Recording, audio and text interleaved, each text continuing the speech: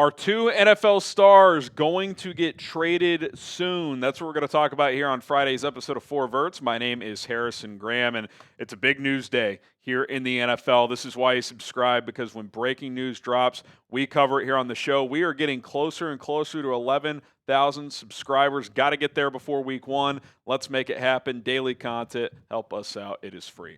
Okay, let's start with Micah Parsons, as Dianna Russini reports that the Micah and Cowboys relationship has deteriorated to the point where the star pass rusher is considering drastic measures, which could include a trade request or even a declaration that he is severing his relationship with the team, per multiple league sources. The two sides remain far apart heading into the second week of training camp and are not currently negotiating. And we talked the other day that Adam Schefter reported earlier in the spring they were close to a deal, and now they are much farther apart. Dianna Russini kind of offers some insight into what happened there. Among the key issues, Parsons negotiated directly with Jerry Jones in the spring, and the team believed it had a deal, multiple league sources say. When Parsons' agent, David Mulugeta, who is very stern, pushed back and attempted to negotiate further, the Cowboys declined to engage with him and told the pass rusher to honor the agreement he had made. Now the team is refusing to engage with Parsons' agent at all, creating a tense standoff amid increasing friction. Parsons, who's in the final year of his rookie deal, has been at practice but not participating on field. The 26-year-old Pro Bowler, yada yada yada, will likely earn more than $48 million per year on his next deal. So here's what I think happened.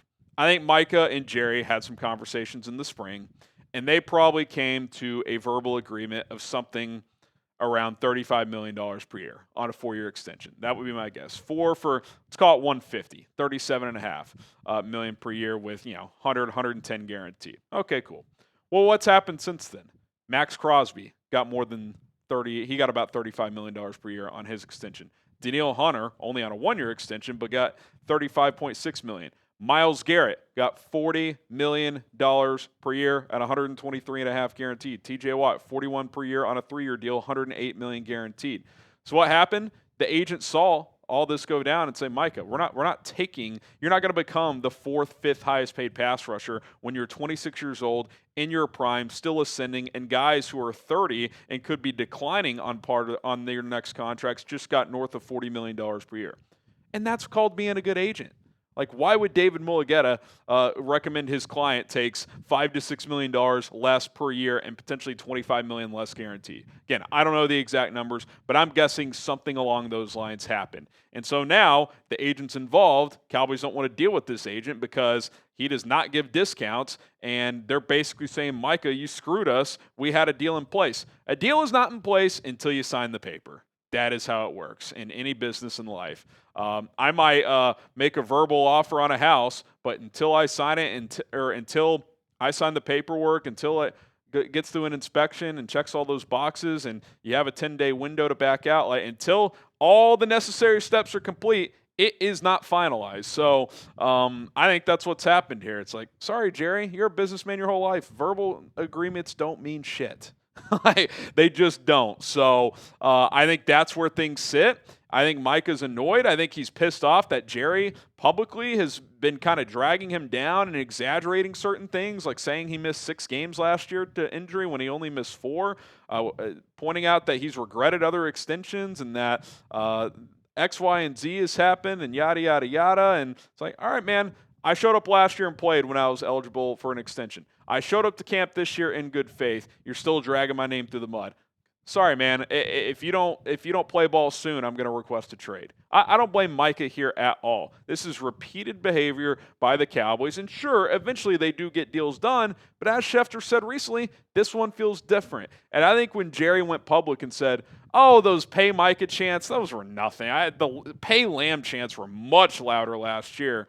If I'm Micah Parsons, that would piss me the hell off. It's like, what is the point of that comment if you are Jerry Jones? And then Steven goes up there and says, Micah's got to want to be paid. Yeah, I think he wants to be paid, Steven. That's the whole fucking point of this. So he's pissed, and rightfully so.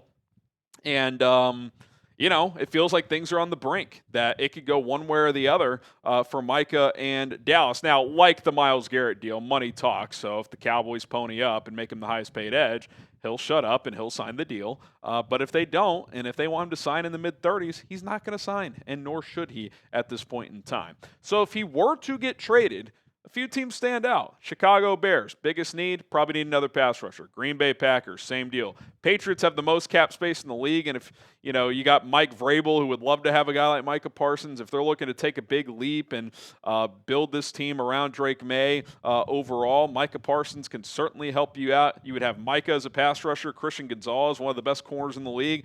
Be a pretty fun pairing there. They have some good defensive tackles too. Tennessee, if they want to kind of jumpstart that defense along with Jeffrey Simmons, already a pretty good group over there on the defensive side, could make them elite with Micah. The Chargers, Jim Harbaugh would love a guy like this. Seattle, I think, is pretty interesting. They've had issues getting consistent pass rush production in recent years as well.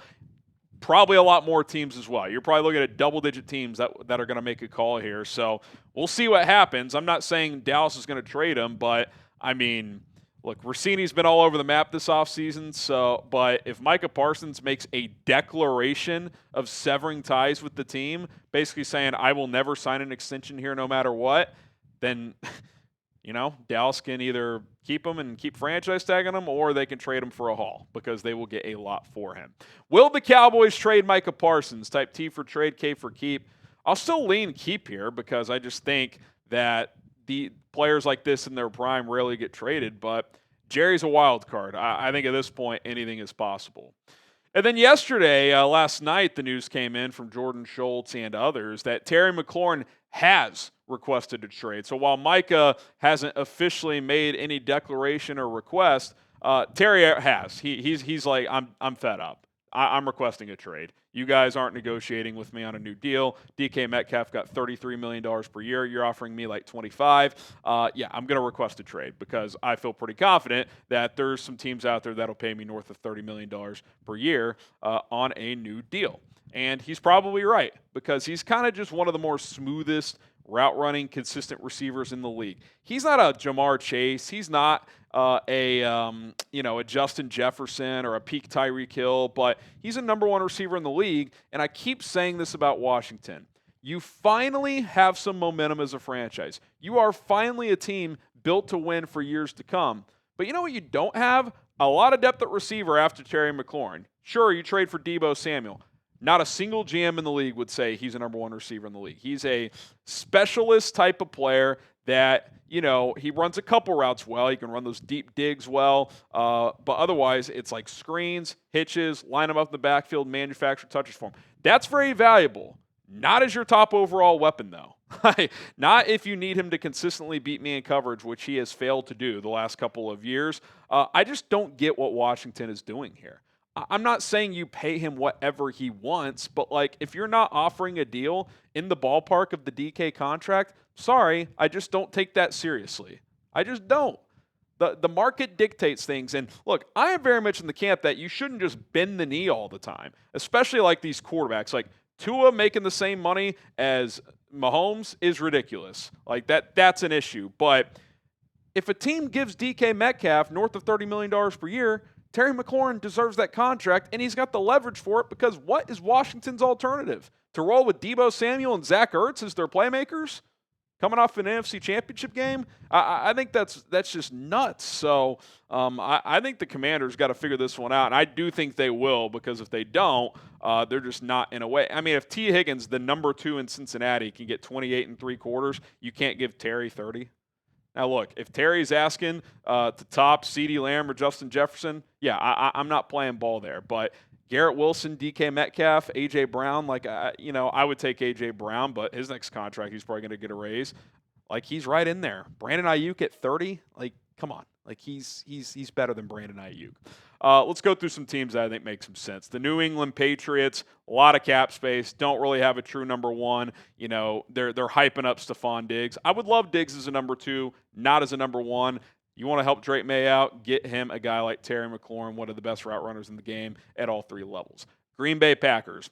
The Packers have about 8 receivers, so they could trade one of them back to Washington, which could be appealing to the Commanders, and like a second-round pick. Second-round pick and like Romeo Doubs, insert anyone not named Matthew Golden. Like, I don't think they would trade Golden, but who they just drafted. But Jaden Reed, Romeo Doubs, Christian Watson's hurt, so probably not him. You could tag one of those players with a pick to Washington. I think that'd be pretty interesting. The Las Vegas Raiders. Listen, you don't want to go crazy all in sometimes. Sometimes you kind of want to just take steps, but I don't know. You got Geno, who's going to be solid at quarterback. They can run the ball with Genty. Brock Bowers. Sounds like they're going to extend Jacoby Myers. If he's your number 2, Jacoby, you get McLaurin as your number 1. That trio with Bowers and then Genty out of the backfield, that's a real offense. Like that is a formidable, good offense in the NFL. So I'd be sniffing around if I was Vegas. I think the Cardinals are interesting. You put him opposite of Marvin Harrison, Michael Wilson in the slot. That's a pretty good trio as well. The Buffalo Bills, the money, they'd have to get creative there, but you get Josh Allen, a true number 1, which he hasn't had the last couple of years since Stephon Diggs left. Certainly could be fascinating there.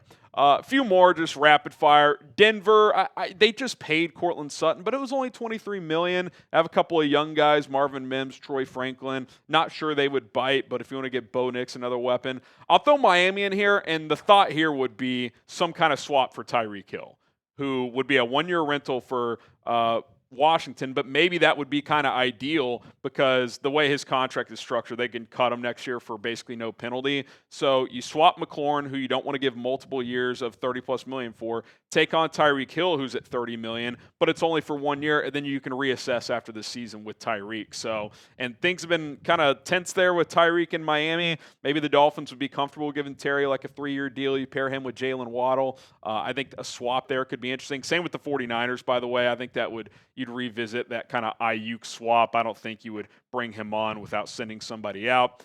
The Jets, I don't think they would do it because with Justin Fields at quarterback, they're just going to be a run-heavy team. Now, after Garrett Wilson, I mean, it sounds like Josh Reynolds is their number 2 receiver, so that's pretty underwhelming. But again, do you want to invest heavily at receiver when Justin Fields is your quarterback? Like, you paid your one guy in Wilson. To me, like, get pieces that can help you run the football, like blocking receivers. They have Allen Lazard. I don't think they make a ton of sense, but on paper, he's obviously a huge upgrade. Giants are in the division, so that would be a long shot. But, you put him opposite of Malik Neighbors. It's pretty fun to think about. All right, will the Commanders trade Terry McClaurin? Type Y for yes or type N for no. I'm more confident this deal gets done with Washington than Micah does with Dallas because you have so much goodwill right now. If the Commanders, don't throw some of it away because you don't want to, overpay for what you feel like would be an overpay for Terry McLaurin. This guy has done everything the right way since he's been there. He's played with garbage teams, under garbage ownership, under garbage quarterbacks. He puts up a career year with Jaden Daniels, and you're going to pivot. I just think that's a really, really bad move. All right, subscribe to the channel. We're trying to get to 11,000 subs as soon as possible. My name is Harrison Graham. Appreciate you guys tuning in. We'll see you soon.